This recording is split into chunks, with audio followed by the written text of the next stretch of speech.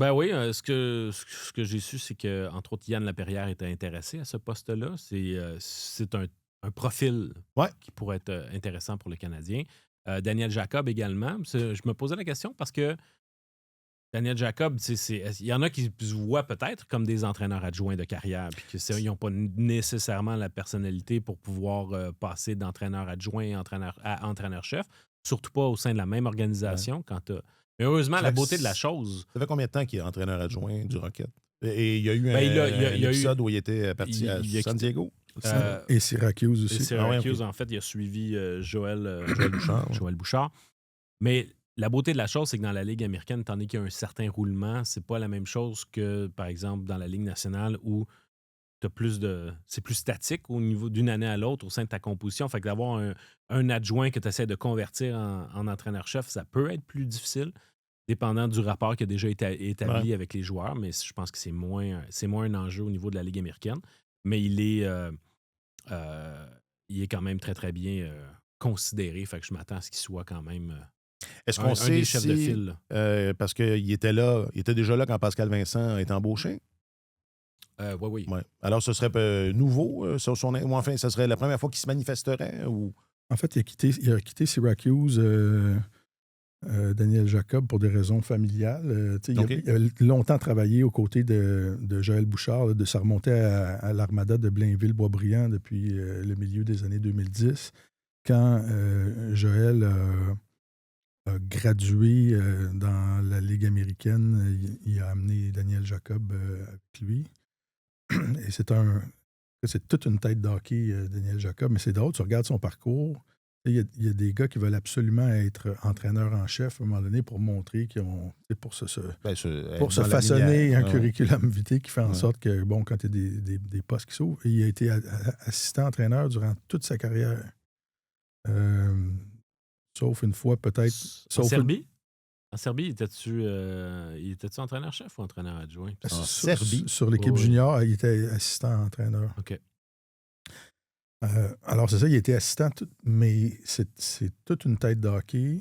Et s'il a travaillé longtemps comme ça avec Joël Bouchard, c'est un gars extrêmement exigeant, là, pointilleux. Mhm. Il a travaillé longtemps comme ça avec Joël, c'est parce que c'est un adjoint extraordinaire. Et, je sais que Pascal Vincent l'avait en très, très haute estime. OK. Ce gars-là va, je pense, éventuellement gagner sa vie dans la Ligue nationale. OK. C'est clair et net. Alors, est-ce que c'est le temps? Là, le Canadien, là, le gars a de l'expérience à revendre. Est-ce que tu as besoin, est-ce que tu as besoin des mêmes qualités pour être entraîneur dans la Ligue américaine que tu as besoin pour être entraîneur dans la Ligue nationale de hockey? Je pense pas. Je pense qu'il faut que les qualités d'enseignant sont C'est primordial. particulièrement importantes. Puis tu n'as pas à négocier avec des super vedettes qui regardent est-ce que tu as joué au hockey puis qu'est-ce que tu as fait dans ta Ouais. carrière. C'est ça, ce sont tous des jeunes qui veulent gravir les échelons.